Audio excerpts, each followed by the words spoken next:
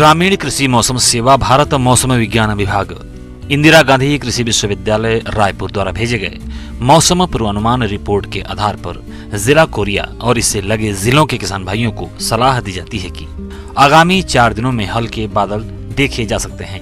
हालांकि आमतौर पर मौसम शुष्क रहने का अनुमान है।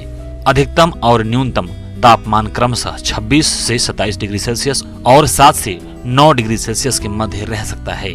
सुबह हवा में 60 से 65% नमी तथा दोपहर में 30 से 35% नमी रहने की संभावना है। आने वाले दिनों में हवा की गति लगभग 2 से 3 किलोमीटर प्रति घंटा की रफ्तार से बह सकती है। सुबह में हल्के से मध्यम कोहरा लगने की संभावना है। ऐसे में इन क्षेत्रों के किसान भाइयों को सलाह दी जाती है कि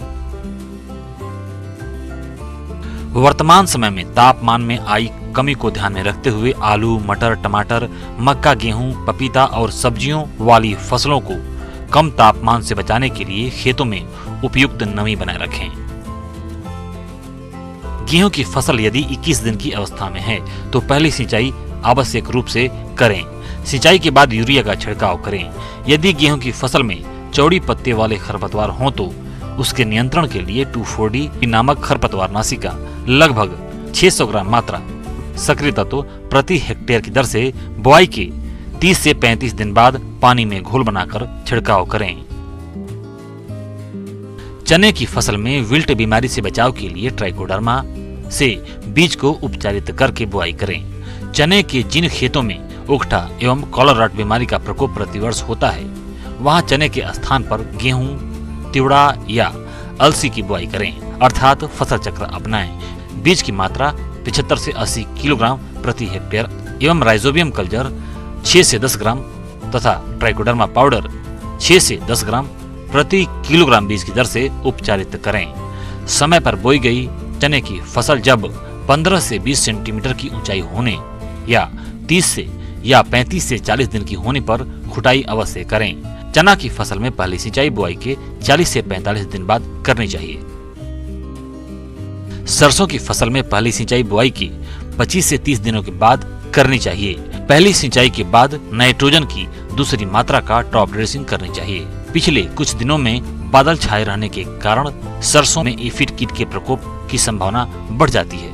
अतः किसान भाइयों को सलाह दी जाती है कि फसलों की सतत निगरानी करें और अधिक प्रकोप होने की स्थिति में कार्बेरिल का 2 किलोग्राम प्रति हेक्टेयर की दर से छिड़काव करें। आलू की जो फसल 30 दिनों की हो गई है उसमें मिट्टी चढ़ाकर यूरिया का छिड़काव 50 किलोग्राम प्रति एकड़ की दर से करें। झुलसा रोग की नियमित रूप से निगरानी करते रहें। फसलों में झुलसा रोग का प्रकोप दिखाई देने पर इससे बचाव के लिए 2 ग्राम मैंकोजेब फफूंदीनाशक दवा का प्रति लीटर पानी की दर से घोल बनाकर छिड़काव करें। जरूरत के हिसाब से 10 से 15 दिनों के अंतराल पर सिंचाई करते रहें। मटर की फसल में चूड़ी फफूंदी रोग की निगरानी करते रहें। इस रोग में पत्तियों, फलों और तनों पर सफेद चूर्ण दिखाई पड़ता है। इस रोग से बचाव के लिए फसल में सल्फेक्स दवा 3 ग्राम प्रति लीटर पानी के हिसाब से घोल बनाकर छिड़काव करें। कम तापमान के प्रभाव से दुधारू पशुओं के दूध उत्पादन में प्रभाव पड़ सकता है। दुधारू पशुओं को नियमित रूप से दाने के साथ कैल्शियम भी खिलाएं। पशुओं को रात में खुले स्थानों पर नहीं रखें। बिछावन के लिए सूखी घास या राख का उपयोग करें।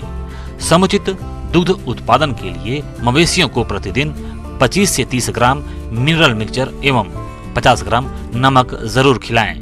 बछड़ों को धूप में अवश्य निकालें। बकरियों की सुरक्षा करें। बकरियों को हरा चारा, साफ पानी एवं सूखे स्थान में बांधें एवं परजीवियों से बचाव के उपाय को अपनाएं। मुर्गियों को रानीखेत बीमारी से बचाने के लिए पहला टीका F1 7 दिनों के अंदर एवं दूसरा टीका R2B 8 सप्ताह की उम्र में लगवाएं।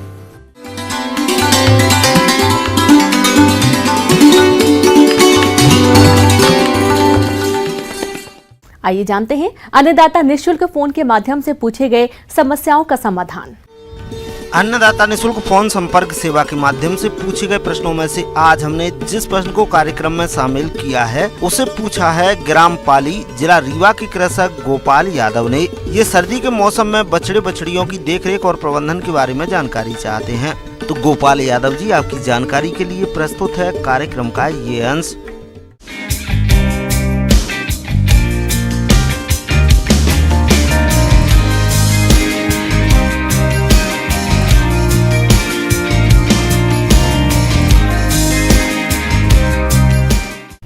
आज हम बात करेंगे बछड़े बछड़ियों की देखभाल।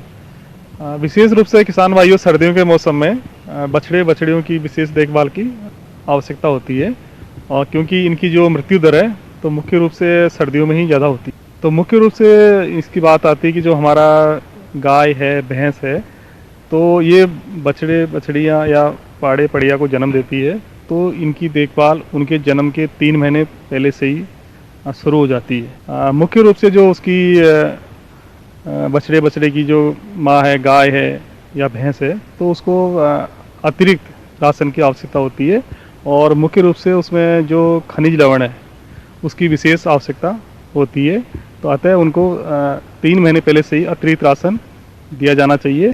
तो गाय को जन्म देने से पहले ही उसको काविंग बॉक्स में ले जाए कि उससे दूसरे पशु उसको किसी प्रकार का नुकसान नहीं पहुँचाएँ, उसको मारे नहीं, और उसका समय पर सुरक्षित परवश का काविंग हो सके। किसान भाई, जैसे भी हमारी गाय की काविंग होती है तो सबसे पहले तो ये ध्यान रखें जो हमारा जो बछड़ा है या बछिया है, उसके जो नथने होते हैं, नाक को सलेस्मा झिल्ली होती है, उसको साफ करें। आमतौर पर गाय, भैंस, बछड़ा या बछड़ी को जन्म देते ही उसे जीभ से चाटने लगती हैं। इससे नवजात के शरीर को सूखने में आसानी होती है और श्वसन तथा रक्त संचार सुचारू होता है। यदि गाय और भैंस नवजात को न चाटे तो ठंडी जलवायु की स्थिति में बछड़े के शरीर को सूखे कपड़े या टाट से पोंछकर सुखाएं।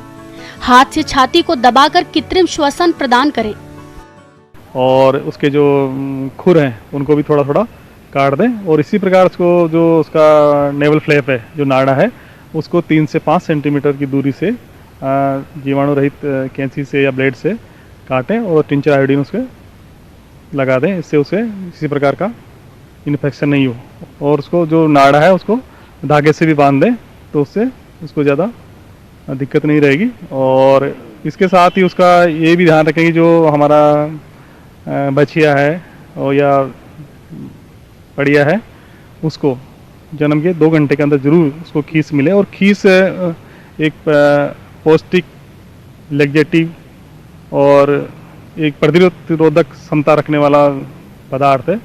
तो उसमें पशु में, ये जो हमारे बछड़े में जीवाणु से लड़ने की, बीमारियों से लड़ने की क्षमता उसमें देता है। और इसी प्रकार लैक्टेटिव होने से ये उसका बछड़े का जो पेट है वो भी साफ रहता है। जन्म के बाद खीस के अतिरिक्त बछड़े या बछड़ी को 3 से 4 सप्ताह तक मां के दूध की आवश्यकता होती है। उसके बाद बछड़े या बछड़ी वनस्पति से प्राप्त पत्ती और घास को पचाने में सक्षम होता है।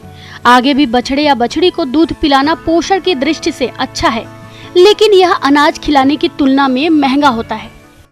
इसी प्रकार जो बछड़े बछड़ियाँ हैं उनको सर्दी से बचाने के लिए उसके आसपास अलाव जलाते रहें, उससे उसको ठंड नहीं लगे। इसी प्रकार दिन के मौसम में उसको थोड़ा धूप में बैठा दें और रात के समय उस पर थोड़ा टाट बोरी ढक दें, तो उसको निमोनिया नहीं होगा और वो हमारा जो बछड़ा बीमार नहीं होगा। इसी प्रकार जो उसका आवास है, जो हमारी गाय है या बछड़ा वहाँ बैठा है, वो भी पुआल वगैरह या पैरा डाल के उसको थोड़ा गर्म रखा जा सकता है, जिससे क्योंकि फर्श सर्दी में बहुत ठंडा रहता है, तो ये भी उसको ठंड से बचाएगा। इसी प्रकार के जो हमारा बछड़ा है, बछिया है, दूध पिलाते, खीस पिलाएं, फिर दूध पिलाते पिलाते अगर वो 20 दिन के अधिक हो जाता है तो उसका रूमन डेवलप होना शुरू हो जाता है, और वो जैसे घास की पत्तियाँ, हरा चारा, रेजिका या बरसीम की पत्तियाँ खा सकता है। और तो ये राशन भी उसको धीरे धीरे खिलाना शुरू करें। इसी प्रकार उसको थोड़ा, जैसे चापड़ है, ये भी गेहूँ का चापड़ है, चूनी है, थोड़ा थोड़ा उसको खिलाना। ध्यान रखें, हर वक्त साफ और ताजा पानी उपलब्ध रहे। बछड़े या बछड़ी को जरूरत से ज्यादा पानी एक ही बार में पीने से रोकने के लिए पानी को अलग अलग बर्तनों में और अलग अलग स्थानों में रखें। पानी को विशुद्ध और रोगाणु तत्वों को हटाने के लिए पानी में एक्वा क्योर मिला सकते हैं। इसके साथ ही मुख्य रूप से ये भी बात ध्यान रखें कि जो हमारा बछड़ा बछड़िया है तो करीब वो 10 दिन के आसपास हो तो उसमें डीवर्मिंग जरूर करें, जैसे पेप्राजीन दवा से, और जिससे कि हमारे जो पशु में जो आंतरिक परजीवी नहीं पनपेंगे और बछड़ा बछड़ी उसका कमज़ोर नहीं होगा। और इस प्रकार उसका करीब 500 ग्राम वजन प्रतिदिन उसमें बढ़ना चाहिए। यही हमारे स्वच्छ जो बछड़े बछड़ी है उसकी पहचान। इस प्रकार किसान भाइयों, अगर यदि आप इन बताई गई बातों का ध्यान रखेंगे तो हमारे जो डेयरी फार्म में काफ मोर्टिलिटी कम होगी, और आगे जाके जो हमारी अच्छी बछिया है, अच्छी पड़िया है, आगे जाके अच्छी गाय या भैंस बनेगी और उससे हमारा जो डेयरी का व्यवसाय है वो लाभकारी होगा और किसानों को इससे काफ़ी फायदा होगा।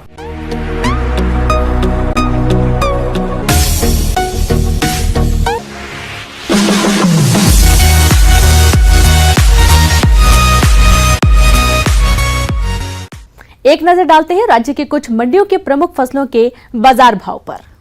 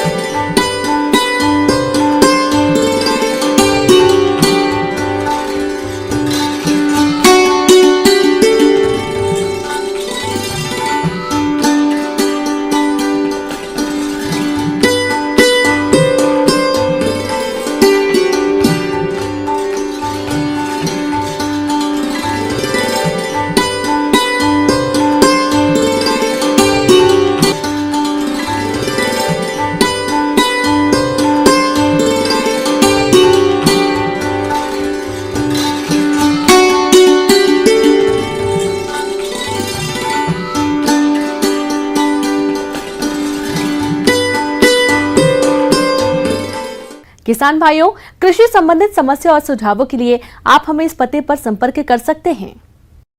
प्रोड्यूसर अन्नदाता news 18 Madhya Pradesh Chhattisgarh, Ramoji film city Hyderabad 501512। साथ ही आप हमें ईमेल भी कर सकते हैं। हमारा ईमेल है p18annadatamp@nw18.com।